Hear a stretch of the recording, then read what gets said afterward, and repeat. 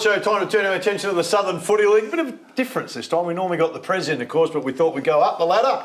Up the ladder. Up the ladder, mate, not down the ladder. Ray O'Donnell, of course, the coach of the Cove Footy Club, just re-signed. They offered him 5, but he only took 2, mate. Fantastic. So anytime a coach gets re-signed, well done. Ray, Yeah, thanks, hey, mate, welcome to the show, mate. Welcome, thanks for having me. Mate, it's been a pretty interesting year. Let's talk a little bit about your footy club first, and we'll get into the finals, mate. 18 months in the job, and you came in late. You had a week to prepare for the first season. This season, a little bit longer. How have you seen the year for Cove? Yeah, been really good. We've having a pre-season with the group was fantastic. Getting all the coaches throughout the club sorted is working really well. And fair to say, I think we've hit all our development targets that we were looking for. You weren't far off the 5 in the end. It was, watching the last 3 or 4 games, you just needed a couple to go, your way or our way, and you might have just snuck in there. But so you've done all the right things. Our way. Well, copper as well. Oh, please. I was at one stage, I was a king copper. Oh, you've jumped off. These 2 weeks were with you, mate. At least you've stayed solid, mate. But you're right there. But the run home was, you've done really well. Yeah, we're in the sort of hunt for 5th for a lot of the season. Yeah. Part of what we need to sort of learn with the young group is how to win those games that were close, but it was really promising to be in nearly every game this year. Yeah.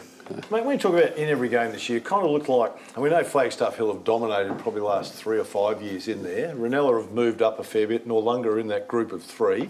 How far do you think in the next year or 2 you are from really challenging them and coming over the top? Oh, I'm hoping it's next year. Oh, yeah? Yeah, another pre-season with the group, and a lot of the players are that sort of under 21, 22 age, and they're getting the 30, 40 games by the time we finish next season, so I'm looking for a bit of a step up from there.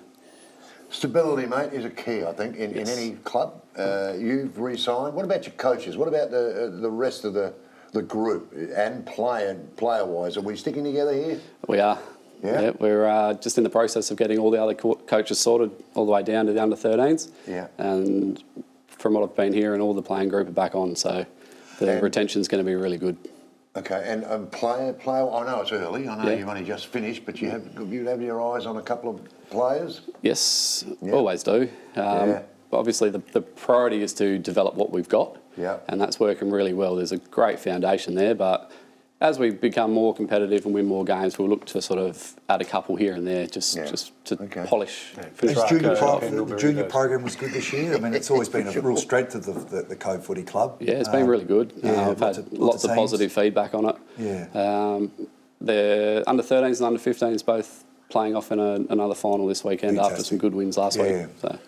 You've seen the growth of the Southern Footy League, mate. I know it's part of your club. Women's footy's just exploded. I mean, they say it's the fastest growing sport right now in Australia. How's it impacted on the Cove Footy Club? They had it set up, obviously, for a few years now. I think they were one of the first clubs to be involved in the Southern Footy League. Good numbers. So they've got under-14 girls, under-17 girls and the senior women who are looking for a coach at the moment. If anyone's out there wants to get in touch, Ando, maybe. Ando's your man. But yeah, and it's great to have around the club. I mean, it means you've got footy Friday, Saturday, Sunday at the footy club. There's families coming in all the time. There's people buying meals and cokes and I like it. It's really exciting time at the Cove Footy Club, mate, and clearly they've seen that you're the man. I did mention a couple of weeks ago when you signed, mate, there may be a possibility a couple of the SANFL clubs start sniffing around. Is that something long-term for you? Certainly. Yeah. Yeah, that's... I want to push it as far as I can. You've been in there before, stepped away and... Yeah, loved the experience I had. Was really, really learnt a lot from it and was pretty happy to have that.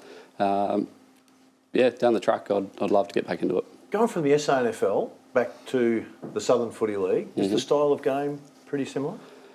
Try and teach similar sort of game play. Yep. The players want to play that style now, don't they? They're not so accountable, but happy to work back and fill up the grid, I suppose, in the defence. Yeah, we're pretty happy playing. And part of coming in and knowing what they'd been through for a few years, we wanted to play fun footy, so we go out. There's a lot of stuff. That's the one thing I really was surprised with amateur football, how quickly the players adapted to that AFL style of game. I was really questionable whether that'll ever come into amateur football, and we've sort of got one style of AFL, and then everyone else plays this other style. But they've really adapted quite well. Yeah, you see it more and more too. So a lot of the clubs are going down that path of playing what they watch.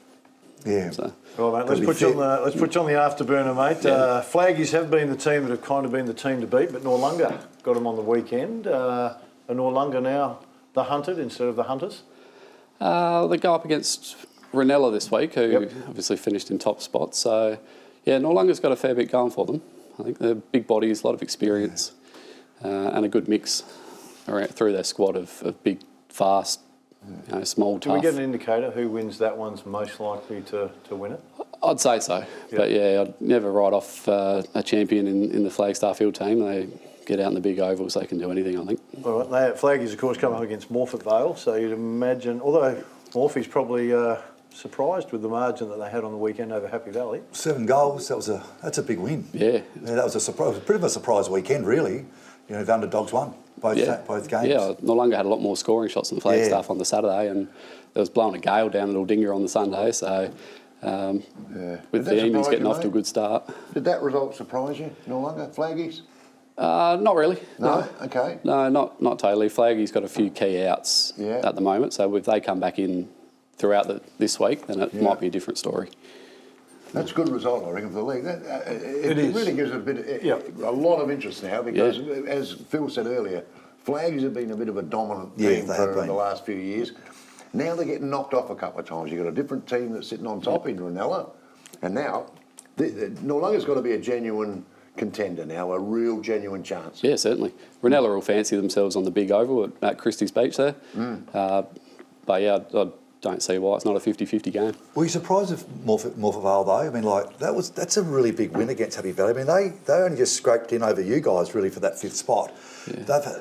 That's a big win. That's an upset. Are we seeing Morphett Vale back? Come around that cycle again because they were so dominant when I was out coaching Cove. They ended up playing grand final last year, but weren't necessarily the second best team throughout the year. So they had a really good run come finals time. So maybe this week they're going into a grand final rematch. So we'll have 2 different grand finalists this year at least, if nothing else. Beeman's in the middle there for Morphett Vale. He can turn a game by himself. Yeah. Different styles for different clubs. Is there a style that you like out of the top 4 teams that you think is going to be the style that's going to get them over the line? Ooh. I like the way Flaggies play. Yeah. Probably Ranella on a big deck would be interesting to see too. We haven't seen that yet. So with their ins this year, they got the tall timber that can all move around the ground pretty well. So if they get the uncontested footy, they'll be right. Hey mate, I really appreciate you coming in. Well done on your extension, mate. Cove are lucky to get you, mate. Hopefully you can stay the journey. I'm sure you're going to get snapped up before you see the end of that contract though, mate. But Cove, well done. Get down and support the teams on Sunday. It's a big weekend. See you at the golf day, mate. They've got a big golf day coming up. Oh, they have to. You were there last year, Phil. You were there. At the golf day? 15th of October. Claire. Cobra Foundation. Exactly right. That's right, the big fundraiser, isn't it? Big fundraiser. I think I'm playing with the coach. Is that right? Well, I think they're trying to lure me. Oh, good luck, mate. If good luck, mate. Ray, appreciate you coming in, mate. Thanks, guys. Stay with us. Still plenty to come on the show.